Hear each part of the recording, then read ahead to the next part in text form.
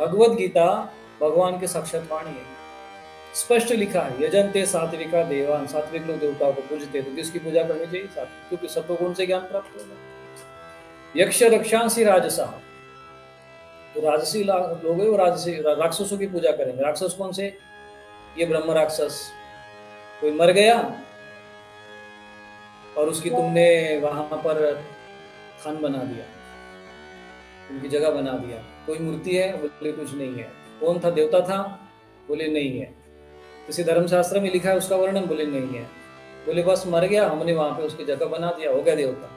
अरे देवता नहीं बच्चों, वो राक्षस है, राक्षस, ब्रह्म राक्षस। मर गया ना, प्रेत योनि में है, ब्रह्म राक्षस योनि में। कई ब्रह्म राक्षस यहाँ पे आप लोगों के शरीरों में ऐसे ही घर में पूजोगे ब्रह्म राक्षस, तुम्हारे घर में कौन है? राक्षसों की पूजा करो। बोली इससे भी निम्न कोटि के, भगवान बताते कि इससे भी निम्न कोटि के लोग होते हैं। प्रेतान भूत गणशान्य यजंते तामसा जना, ये भूत प्रेतों को पूजने वाले, प्रेतों और भूत गणों को पूजने वाले लोग। तो प्रेत कौन होते हैं भैया? जो मसान को सिद्ध कर, मसान में सिद्ध कर लिया, प्रेतराज सरकार। देखो प्रेतों में भी नहीं पूज रहे लोग, प्रेतों में भी प्रेतराज को पूज रहे। खुल्लम खुल्ला पता है, प्रेतराज सरकार की जय। तुम्हें पता है कि वो प्रेत है और प्रेतों का भी राजा है, मतलब उसके अंदर में कितने प्रेत होंगे?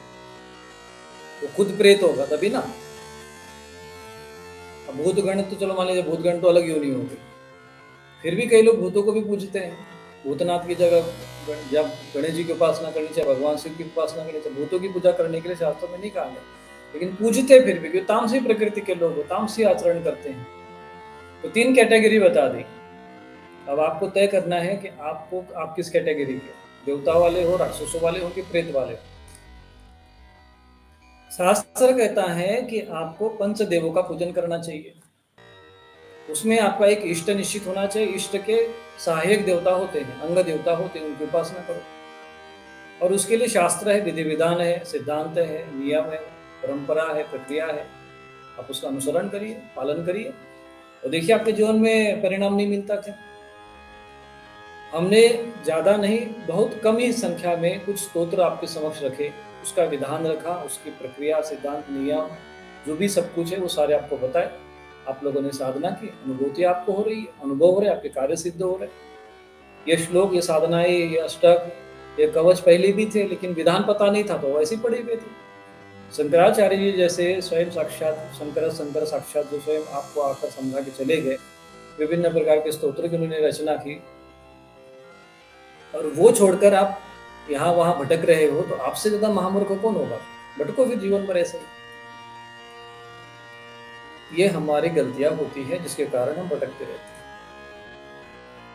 इसीलिए समाधान ये है, पंचदेवों का पूजन करो, उसमें आप किसी इष्ट देव का चुनाव करो। इष्ट देवों में जैसे अब ये ईश्वर कोटि के देवता, देवताओं में भी कौन से? ईश्वर कोटि के देवता।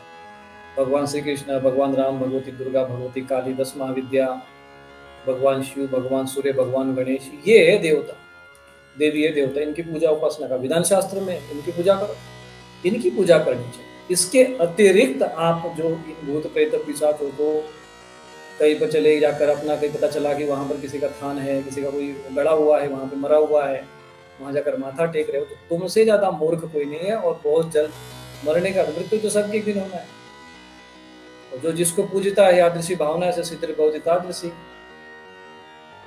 तो जिसको पूजता वो उसी को प्राप्त होता है। यम यम जो शास्त्र को दिया है कि जिसकी जिसकी पूजा करते वो उसी को प्राप्त होता है।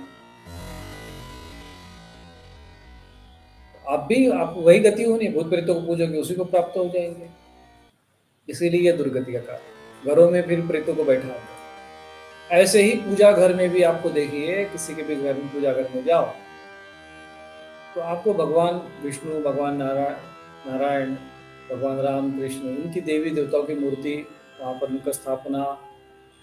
अब उसमें भी दरबार शब्द जोड़ देते हैं, जो भी दरबार शब्द बोले ना उसको, अब हम उसके साथ क्या करना चाहिए हम समझ में नहीं आता है मुझे। अब आप सोच लो कि दरबार शब्द के हमारे किसी भी धर्म शास्त्र के, धर्म ग्रंथ के, किसी भी संस्कृत के किसी श्लोक वगैरह में कहीं लिखा हुआ है?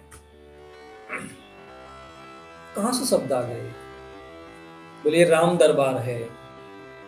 अरे मूर्खो, तुम अपनी मूर्खता का कब त्याग करोगे? तुम्हें ये समझ में आता है कि ये शब्द बोलते समय तुम लोग अपनी संस्कृति का कितना बड़ा अनादर कर देते हो? उनका जो है उनका पंचायतन होता है। उनको कही ना कि आप राम जी का मंदिर है, राम जी का स्थान है, राम जी का पूजा घर है। मंदिर शब्द से सुंदर शब्द है, सभा कहिए, राम जी का मंदिर है भाई, राम जी का स्थान है। नहीं नहीं, अब दरबार शब्द बोल रहे हो। ये तुम्हारी खोपड़ी में जो पेट पिसाच घुस गए ना धीरे धीरे, ये उसके लक्षण है। ये सब सफाई करनी पड़ेगी, तभी ये सब सुधार होगा। थोड़ा सा मेरे अंदर शब्दों में थोड़ी कठोरता है, लेकिन आप इस चीज के मेरे भावार्थ को समझने का प्रयत्न करना कि आप लोग कितने निम्न स्तर पे जा चुके हैं और ये सब क्यों हो रहा है ऐसा। किसी भी धर्मियों के आपके घर में, वहां देखो पूजा घरों में कोई चला गया किसी जगह पे तो वहां से फोटो उठा के लेके आए। तुमको किसी ने कहा, आपको पता है कि प्रत्येक देवताओं का अपना एक मंत्र का, उनके देवताओं का एक ओरा होता है, एक सिद्धांत होता है, उनकी एक रेंज होती है, उनकी एक आभा मंडल अलग होता है, उनकी प्रकृति अलग होती है। सनातन धर्म के जो देवी देवता और विधर्मी के देवी देवता में परस्पर शत्रुता है। एकदम विजातीय तत्व है, वो नकारात्मक तत्व है, विनाशकारी तत्व है, हानिकारक तत्व है, परधर्म है वो, परधर्म भयावह। क्यों उसका घर में फोटो लगाना वहां पूजा घर में। तो वो एक प्रकार से दोनों दो सजातीय और विजातीय तत्व आपस में टकराते रहते हैं, नकारात्मकता सकारात्मकता में विरोधाभास उत्पन्न होता है। क्या हो सकता है, कौन से धर्म शास्त्र में लिखा है कि तुम्हारे पूजा घर में ये फोटो होनी चाहिए। मुझे कोई एक भी धर्म ग्रंथ आप उठाकर दिखा दो कि नहीं यहाँ पर इन विधर्मियों की फोटो रखनी चाहिए तुम्हारे घर में। जहां भी गए फोटो उठा के लेके आ गए, लगा दिया फोटो। और इस तरीके से तुम लोगों का मन मस्तिष्क क्यों विचलित है। न तो तुम भगवान के हो रहे हो, न भूत प्रेतों के हो रहे हो। जो ये किम कर्तव्य विमूढ़ अवस्था है ना, इसीलिए किसी कारण से